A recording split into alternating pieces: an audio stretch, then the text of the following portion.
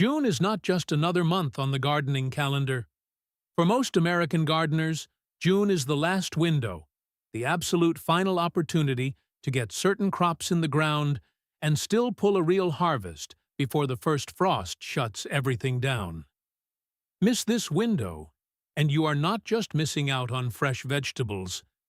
You are handing that money straight back to the grocery store $1 at a time, all the way through fall. I have been doing this for over 25 years, and I am going to show you the 9 crops that seasoned gardeners are quietly direct sowing right now, while everyone else is still standing in the garden center aisle, confused about what to plant next. Stay with me through this entire video, because crop number 5 is the one most gardeners completely skip, and it is the single biggest regret I hear every single fall, without exception. The financial cost of missing that window will shock you. Before we go any further, drop your U.S. state or your USDA hardiness zone in the comments below right now. Tell me where you are gardening. Zone 7 in North Carolina, Zone 9 in Arizona, Zone 5 in Minnesota. It matters. It changes everything about what I am going to tell you today. Every zone that comes in helps this channel build a real picture of where American gardeners are actually growing food across this country. Zucchini and summer squash. Let me start with the one crop that will make you look like a professional gardener, the fastest, even if you have never grown anything successfully in your life. Zucchini and summer squash are the most reliably productive vegetables you can put in the ground in June. Direct sow them right now, and in 45 to 60 days, you will have more squash than you know what to do with. That is not an exaggeration. That is the biological reality of this plant. Here is what the garden center does not tell you. Those sad little squash transplants they sell in plastic 6-packs in May are not necessary. Zucchini and summer squash do not want to be transplanted. They do not like root disturbance. The moment you stick a transplant into warm June soil, you are giving up a significant advantage. Direct sown seeds in June soil sitting at 65 degrees or warmer will germinate in 3 to 7 days and often catch up to transplants and sometimes surpass them within 3 weeks. Plant directly and do not overthink it. The varieties you want depend on your situation. Black Beauty is the old standard, reliable and productive in every zone from 3 to 10. Costata Romanesco is an Italian heirloom with extraordinary flavor. Dense, nutty, and far superior for cooking compared to the bland grocery store zucchini your family has been tolerating for years. For compact raised beds, look for Patio Star or Bush Baby. For the fastest harvest window, Early Prolific Straight Neck is consistently one of the most productive performers in warm soil, and it performs well in zones 3 through 10. Plant seeds an inch deep, 3 feet apart, in full sun, and I mean full sun. Not filtered light, not partial shade. These are heat-loving summer crops, and they want every minute of direct sunlight available to them. Work an inch of compost into the soil before sowing. Water them in well, then step back. The biggest mistake people make with zucchini is over-fertilizing with nitrogen after the plant is established. You will end up with enormous leaves and almost no fruit. Feed the soil before planting, not after. Let the plant do what it wants to do, which is produce fruit at an almost alarming rate. Check your plants every single day once they start producing. A zucchini that is 4 in long today will be a 12 in club by tomorrow morning. If you are not paying attention, an overgrown zucchini loses flavor and signals the plant to slow down fruit production. Harvest small and harvest often.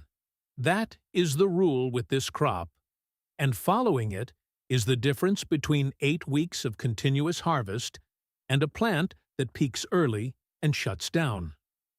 One more thing I want to cover on zucchini that nobody talks about enough: powdery mildew. By August, almost every zucchini plant in America looks like someone dusted it with flour. This is normal, and it is inevitable. It does not mean your plant is dying. It means your plant has been producing hard for 8 weeks and is starting to wind down. Do not panic. Do not spray it with chemicals, and do not pull it out the moment you see mildew. Keep harvesting until the plant tells you it is finished. You will know. Zones 3 through 5 get seeds in the ground this week in early June. Zones 6 through 9, you have flexibility through mid-June. Zones 9 and 10 you can push into early July, but June direct sowing gives you the best summer production window. Now, let me talk numbers, because this is where June planting gets genuinely interesting. A single healthy zucchini plant in peak production will give you 3 to 5 lb of squash per week over a harvest window of 6 to 8 weeks. That is 20 to 40 lb of squash from one plant. Organic zucchini at a grocery store or farmer's market runs anywhere from $2 to $4 a pound, depending on your region. One plant from one seed packet that cost you $3 can generate $40 to $160 in equivalent grocery store value. Plant 3 to 4 plants, and you are looking at over $400 of produce from a $10 seed investment. Do that math slowly. Bush beans and pole beans. If there is a more satisfying and financially rewarding crop to direct sow in June, I have not found it in 25 years. Beans do not want to be started indoors. They do not want to be coddled in greenhouse trays. They want warm soil, 60° or above, and they want to be seeded directly in the ground where they are going to grow. June gives you exactly that. The soil is warm, the air is warm, and germination happens fast, usually in 5 to 10 days under good conditions. Let me talk about the two categories separately, because they serve different purposes in a June garden, and the harvests come at different times. Bush beans are your fastest return. Provider is the variety I recommend first to anyone because it genuinely earns its name. It germinates in poor soil, tolerates heat, resists common bean diseases, and produces a heavy flush of 4 to 5 in pods 50 to 55 days after sowing. That is mid to late July, depending on your zone. Blue Lake 274 is another classic, widely available and consistently productive. Contender is worth growing if you are in the south or anywhere with summer temperatures regularly pushing 90-degree days. It was bred specifically to handle that heat without dropping blossoms. Pole beans take a bit longer, 60 to 70 days typically, but the total yield from a well-set-up trellis is substantially higher than bush beans per square foot of garden space. Kentucky Wonder has been grown in American gardens for over 150 years because it works. Rattlesnake is another heirloom variety that produces prolifically in hot weather and has the added visual interest of purple streaking on the pods. Vortex is a French filet-style pole bean, thinner pods, exceptional flavor, and it stays tender longer than most varieties, which means more grace period between harvest checks. Now, let me break down what beans actually mean financially. A 10 feet row of bush beans, which takes up almost no space, will produce 8 to 12 lb of fresh beans over the course of the harvest window. Fresh beans at a grocery store are running $2 to $3 a pound right now. That is $24 to $36 of produce from a strip of garden smaller than a standard sofa. Pole beans on a trellis in that same 10 ft run will produce even more over a longer season, sometimes 15 to 20 lb total. Succession planting is the real move with bush beans. Sow a row now, sow another row 3 weeks from now, and another 3 weeks after that. You extend your harvest window from one compressed flush in July into a continuous supply through September. Do not fertilize beans with nitrogen. I want to be very clear about this. Beans fix their own nitrogen from the air through root bacteria. Adding nitrogen fertilizer suppresses that natural process and gives you all leaves and almost no pods. Plant bean seeds. 1 in deep, no more. Water thoroughly at planting. Then give them a day or two before watering again, unless conditions are extremely dry and hot. Shallow daily watering keeps the top inch wet and the deep roots dry, which is the opposite of what you want. Once you see the first true leaves emerging, these plants are essentially self-sufficient in most summer soils. Sweet corn. Let me tell you something that every gardening book seems to bury in a footnote, but that every serious home gardener needs to understand up front. Corn does not transplant, period. You cannot start it indoors and move it out the way you might with tomatoes or peppers. The root system of corn is extremely sensitive to disturbance in those early weeks. Transplanting sets it back so hard that you lose most or all of the timing advantage you were trying to create. That is why June direct sowing is not just convenient. It is the correct and only practical method for growing corn at home. June soil, sitting at 65 beaver breeder or above, is exactly what corn seed needs to germinate reliably. You will typically see emergence in 7 to 10 days in warm June conditions. In the right zone, corn planted in early June is ready for harvest in late August, just in time for Labor Day cookouts. In zones 5 and 6, aim for the first week of June. In zones 7 through 9, you have flexibility through mid-June and can even push into late June in the warmest regions. The varieties matter here, and I want to give you the actual names. Peaches and Cream is a classic bicolor variety. Kernels are a mix of yellow and white, extremely sweet, and it matures in 70 to 80 days, which makes it perfectly timed for a June sowing in most zones.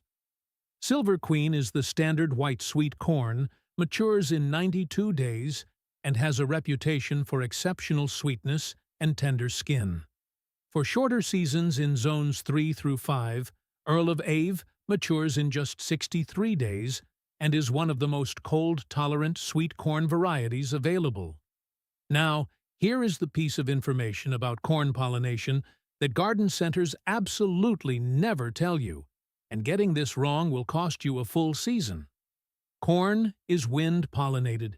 Each silk strand on an ear of corn must receive a grain of pollen from the tassels above. If you plant corn in a single long row, which is how most beginning gardeners do it, the pollen drifts sideways on the wind and misses most of the silks. You end up with ears that are half filled or nearly empty. Plant corn in blocks instead. A minimum of 3 rows side by side, 3 to 4 feet apart within the block. Seeds 8 to 12 inches apart within each row. A block allows the tassels above to rain pollen down on the silks below from multiple directions, and you get fully filled ears every time. The financial case for sweet corn is different from other vegetables on this list. It is not primarily about the per-pound price. The real value is in what you get corn harvested and eaten within hours of picking at the absolute peak of its sugar content before it converts to starch. That experience is completely unavailable at any price from a grocery store. Commercially harvested corn is picked days before you buy it. The sugars have already begun converting. What you grow and eat the same day is a fundamentally different food, and that difference is what home growing actually buys you. Give corn full sun, amend the soil with compost before planting, and water consistently, especially during tasseling and ear fill, when inconsistent moisture leads to incomplete kernel development. I want to stop here for 1 second and ask you something honest. Where else are you getting this information? Think about that seriously. Not the glossy photos in a seed catalog. Those are built to sell you seeds. Not the teenager working the garden center in May, who is reading from a tag on the pot. Not a YouTube video telling you to buy a specific brand of fertilizer they are being paid to promote. Nobody at your local garden center sat down with you this spring and told you exactly which varieties to grow, which block spacing actually works for corn pollination, how to calculate the financial return on a row of pole beans, or what the real window is for winter squash. They did not tell you because that conversation does not sell product. This information only comes from 25 years of actually growing these crops, making the mistakes, and learning what actually works in real American gardens. If you are still watching and you have not subscribed yet, I genuinely need you to do that right now. Not for me, for you. YouTube's algorithm only consistently delivers content from channels it recognizes you follow. If you are not subscribed, it is going to stop putting this channel in your feed, and you are going to miss information that directly affects what you plant and what you harvest. Hit subscribe. It takes 2 seconds and it costs you absolutely nothing. Cucumbers. If you lost your spring cucumber crop to disease, to a late frost, or honestly just because you got busy and missed the planting window, do not mourn it. June is an excellent time to direct sow cucumbers, and I would argue that in many regions June-sown cucumbers outperform early transplants. Here is why. Cucumbers are frost-sensitive vines that want warm soil and warm nights. When you rush transplants into the garden in late April or early May, those plants sit cold and stressed for weeks, while the soil temperature climbs to where they actually want to be. A seed direct sown into warm June soil skips all of that. It germinates in 3 to 7 days and starts growing immediately, with no transplant shock and no stress. By the time a May transplant has fully recovered from its early cold exposure, a June direct sown cucumber has often nearly caught up. The varieties I want you to plant in June specifically, Marketmore 76, is the standard slicing cucumber disease resistant, produces in 60 days, and widely available in most zones from 4 through 11. If you have had issues with cucumber beetles or bacterial wilt in past seasons, and many gardeners in zones 5 through 8 have, look for County Fair, which was bred specifically for disease resistance, and shows much better performance in regions where wilt pressure is high. For pickling cucumbers, National Pickling and Calypso are both excellent, fast-producing, and compact enough for smaller gardens. If you want a burpless variety that your family actually wants to eat, Raw, Sweet Successes, and Diva are both smooth-skinned, nearly seedless, and they produce reliably from June sowings. Financially, cucumbers are one of the clearest cases for home growing I can make. Organic cucumbers at a grocery store are running $2 to $4 each in most markets right now. A well-grown cucumber vine on a trellis will produce 20 to 30 cucumbers over the course of a season. That single vine represents $40 to $120 in grocery store equivalent produce. Plant 4 to 6 vines, which takes about 10 linear feet of trellis, and you are looking at $200 to $400 of cucumbers from one section of your garden. Grow cucumbers on a trellis. This is not optional advice. Vertical growth dramatically improves air circulation around the leaves, which is the single most effective thing you can do to reduce fungal disease pressure, specifically powdery mildew and downy mildew, the two diseases that kill cucumber plants in late summer. Plants on a trellis are also dramatically easier to harvest, and you will find cucumbers far more reliably than you would in a pile of ground-trailing vines. A simple 6-foot cattle panel section, T-posts, or even a wire fence works perfectly. Plant seeds 1 inch deep, about 12 inches apart, and give them full sun. Water at the soil level, not overhead wet foliage, is the leading cause of fungal disease on cucumbers, and water deeply and less frequently, rather than shallowly, every day. Winter squash and pumpkins. This is the one. Of all 9 crops on this list, This is the entry that I receive the most fall regret about every single year without fail. Every October, when someone sends me a photo of a half-developed butternut squash that did not fully cure before the frost, or when someone comments that their jack-o'-lanterns were the size of softballs instead of the full-size pumpkins they wanted, the answer is almost always the same. They planted too late. They missed the June window. Let me explain why this one is so time-critical in a way that will stay with you. Winter squash and pumpkins are not fast crops. They require a frost-free growing season of 80 to 120 days, depending on the variety. That growing period starts from the day you put the seed in the ground. Now, count backwards from your average first frost date. If you are in Zone 6, your average first frost is somewhere around mid-October. 100 days back from mid-October puts you at mid-June. That is your absolute last planting date, not your ideal one. Your ideal planting date in Zone 6 is the first week of June, or even late May.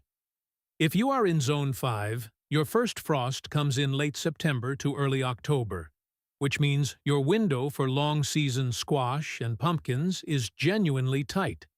And getting seeds in the ground the first week of June is non-negotiable. The reason this matters beyond just harvest timing is what happens to the squash itself. Winter squash varieties like Waltham butternut, delicata, red curry, and Hubbard need time for the plast and 10ft outer skin, the rind, to fully harden and cure. That curing process is what allows them to store for months at room temperature. A butternut squash that was cut short of full maturity by frost, or that did not have adequate time to cure on the vine, will rot within weeks. You need those last few weeks of warm fall weather, ideally in September and early October, for the skins to toughen completely. You only get those weeks if you plant it in June. For pumpkins, Connecticut Field is the classic carving pumpkin, maturing in 100 to 110 days. That variety needs early June planting in Zone 5 and Zone 6, no exceptions. Howden is similar at 100 to 115 days. If you want pie pumpkins with exceptional flavor, sugar pie matures in 100 days and Long Island cheese in 105 days.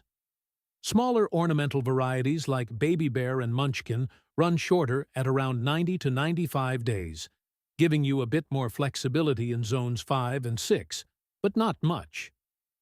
For winter squash with the best storage value, Waltham butternut at 85 days is one of the best performers across Zones 4 through 9. Spaghetti squash matures in 80 to 100 days and serves as a low-carbohydrate pasta alternative that stores for months. Delicata is a personal favorite of mine, 90 days. Compact vines, exceptional flavor, and it stores for 3 to 4 months easily. Now, the financial picture. Butternut squash at a grocery store runs $2 to $4 per squash. Organic sugar pumpkins run $3 to $6 each. A healthy vine will produce 3 to 5 squash or pumpkins depending on the variety. But the real value is in the storage. A well-cured butternut squash stored at room temperature will last 3 to 6 months. You are not just saving money in October, you are building a food supply that gets you through winter. 3 healthy plants producing 4 squash each at $3 per squash is $36 of produce from $3 worth of seeds and a patch of dirt. Give winter squash and pumpkins full sun and plenty of space. These are large plants with vines that run 6 to 15 kft depending on the variety. If space is limited, look for compact bush-type varieties like bush butternut or honeybear acorn squash. Plant seeds 1 in deep, 2 to 3 seeds per hill, and thin to the strongest plant. Space hills 8 to 10 ft apart for standard vine types, 4 to 5 ft for bush types. Melons, watermelons, and cantaloupes. I want to be honest with you about melons. They are not the easiest crop on this list. They are demanding. They want heat. They want space. They need consistent water during fruit development. And they will not give you a sweet, full-flavored melon unless they have had enough time and enough warmth. That said, when you get it right, a homegrown watermelon or cantaloupe is so far above anything available at a grocery store that it changes your relationship to this crop permanently. You will not go back to buying them. June is the month when growing melons finally becomes practical for most American gardeners. Before June, soil temperatures in most zones are not consistently warm enough for melon seeds to germinate reliably without rotting. Direct sow melons in June into soil that is at least 65 degrees, ideally 70 or above, and they will germinate in 7 to 14 days and grow aggressively in the heat that follows. Melons are 70 to 100 days to harvest, so a June planting gives you ripe fruit in August or September, which is prime eating season. For watermelons in large garden spaces, Crimson Sweet is the standard. It produces 10 to 25 Labrabi fruits in 85 to 90 days and is widely adapted across zones 4 through 10. Sugar Baby is the best choice for smaller gardens, producing 7 to 10 LB icebox-size melons on more compact vines in 70 to 75 days. If you want something genuinely exceptional in flavor and appearance, Moon and Stars is an heirloom watermelon. It takes 90 to 100 days, but the flavor is outstanding, and the dark green skin with yellow speckles makes it one of the most beautiful vegetables in any garden. For cantaloupes, Hale's Best Jumbo is the classic American cantaloupe, 80 to 85 days. Exceptional fragrance and sweetness, widely adapted. Athena is a modern disease-resistant variety that holds well after harvest, making it practical for gardeners who might not pick on exactly the right day. The financial reality of melons is straightforward. Organic cantaloupes are running $3 to $6 each at grocery stores and farm stands right now. Watermelons are anywhere from $5 to $12 for a mid-size fruit. A healthy watermelon vine produces 2 to 4 fruits. A cantaloupe vine produces 3 to 6 fruits. From a few dollars in seed costs and one garden bed, you are looking at $30 of melon equivalent, and more importantly, you are eating melons that were ripening on the vine 12 hours before you cut them open, which is a flavor experience that does not exist in any grocery store in America. Give melons full sun. They need it more than almost any other vegetable. When the fruits are sizing up and approaching maturity, some experienced growers cut back on watering slightly in the final 1 to 2 weeks to concentrate sugars. Watering heavily right up to harvest can dilute the sweetness. For cantaloupes, a ripe melon will slip off the vine with a gentle pull. This is called full slip, and it is the most reliable harvest indicator. For watermelons, look for the tendril closest to the fruit stem to turn brown and dry. That is your signal. Before we get to the final 3 crops, and these last 3 are ones that I think most gardeners in their 50s and 60s genuinely underestimate, I want to ask you something. Think about the last 3 springs. Add up what you spent at the garden center, the flats of annuals that did not come back, the tomato transplants that got disease, the bag of fertilizer you bought because the label looked convincing. For most American homeowners, that number is somewhere between $300 and $800 over 3 years. And what did you get for it? A few weeks of color, maybe a few tomatoes, and a list of things you are going to try differently next year. Hitting that subscribe button costs you nothing. 0. This channel is free. It is here every single week. The information we cover, the specific varieties, the real timing windows, the actual math on what your garden can produce, is the same information that used to cost you a consultation with a landscape professional or years of expensive trial and error. Hit subscribe before you forget. And share this video right now with one person in your life who you know is out there spending money every spring on plants that keep disappointing them. Send it to them. It might be the most useful thing you do for them this gardening season. Okra. Let me tell you something about okra that applies to everything I know about gardening after 25 years. The plants that want the most heat, the most sun, and the least coddling are almost always the most rewarding. Okra is the clearest example of that principle I have ever grown. Okra is a true hot weather crop. It does not want cool nights. It does not want cloudy days. And it absolutely refuses to perform in cold soil. Plant it too early in spring and it sits, sulks, and rots. Plant it in June when the soil is warm, the sun is intense, and the nights are staying above 60 degrees and it launches. Germination in 5 to 7 days. Pods ready to harvest in 50 to 60 days. One of the fastest and most productive warm season crops you can grow. The varieties worth planting. Clemson Spineless is the standard recommendation for good reason.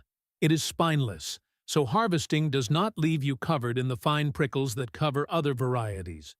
It matures in 55 days, and it performs well from Zone 5 through Zone 10. Emerald is a longer podded, very productive variety with excellent flavor and a 58-day maturity.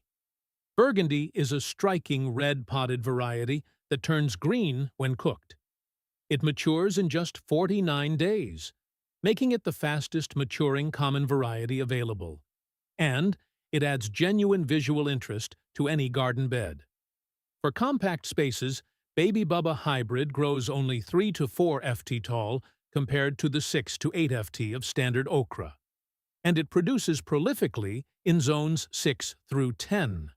The financial argument for okra is strongest in the South and in urban markets elsewhere. Fresh okra runs $3 to $5 a pound at most grocery stores and farmers' markets. A single established okra plant will produce a pound or more of pods per week at peak production. In the right conditions, Zone 7 through 10, a well-situated okra plant will produce from July through October or even November. That is 16 or more weeks of production. At $3 a pound per week, one plant is worth nearly $50 over a full season. Plant 6 to 8 plants in a row, which takes about 12 to 16 linear feet, and you are looking at $300 or more in equivalent grocery store value from one section of your garden. Do that math slowly. Spacing is one of the most important decisions with okra, and most garden centers crowd it. Give plants 18 in between them at minimum. 24 in is better for full-sized varieties. Okra grows tall, and plants that are crowded compete aggressively for light and airflow, which reduces pod production and encourages fungal problems. Full sun is non-negotiable. Okra in partial shade produces almost nothing worth harvesting. Harvest pods when they are 3 to 4 in long. Do not let them get larger. A pod that is 5, 6, or 7 in long is tough, fibrous, and essentially inedible. Harvesting at the right size also signals the plant to keep producing a pod allowed to mature fully on the plant, triggers the plant to slow down pod production significantly. Check your plants every single day during peak production. In peak summer heat, okra pods can go from perfectly sized to overgrown in less than 48 hours. Carrots. Most people file carrots under spring crops and fall crops and never consider planting them in June. That is a mistake. A June sowing of the right carrot varieties puts you in position for a late summer and early fall harvest that fills the gap between your spring carrots being finished and your fall garden coming in. Done correctly, June-planted carrots are ready in mid-August through September, which is prime harvest time in zones 4 through 7. For June sowing, Danvers 1 to 26 is your best all-purpose choice for summer planting. It is heat-tolerant, matures in 75 days, and handles heavier soils better than most. Scarlet Nantes is the classic home garden carrot, sweet, cylindrical, and excellent for fresh eating, maturing in 68 to 70 days. Kuroda is specifically bred for warm season production in hot climates. It is one of the most heat-tolerant carrot varieties available and produces well in zones 5 through 9 under summer conditions. For gardeners with shallow or rocky soil where growing long carrots is difficult, Chantenay Red Core is a shorter, stockier variety that performs in difficult soil conditions and matures in 70 days. The financial case for homegrown carrots is strong and steady. Organic carrots run about $2 to $3 per pound at most grocery stores. A 10ft row of well-grown carrots will produce 8 to 12 weight of roots at harvest. That is $24 to $36 of produce from a strip of garden less than 1 feet wide. The flavor difference between a fresh pulled homegrown carrot and a grocery store carrot stored in a refrigerated warehouse for weeks is significant. Homegrown carrots are sweeter, more complex, and have a crispness that store carrots rarely maintain. The catch with June carrot sowing, and I'm going to give you the specific technique that actually works, not the generic advice, is germination. Carrot seeds are small. They need consistent surface moisture to germinate, and the hot June sun will dry out the top half-inch of soil in a matter of hours on a clear day. Most June carrot sowings fail, not because the timing is wrong, but because the seeds dry out before they can germinate. The solution is microclimate management, which I am going to cover in detail in just a moment. Prepare the soil deeply before anything else.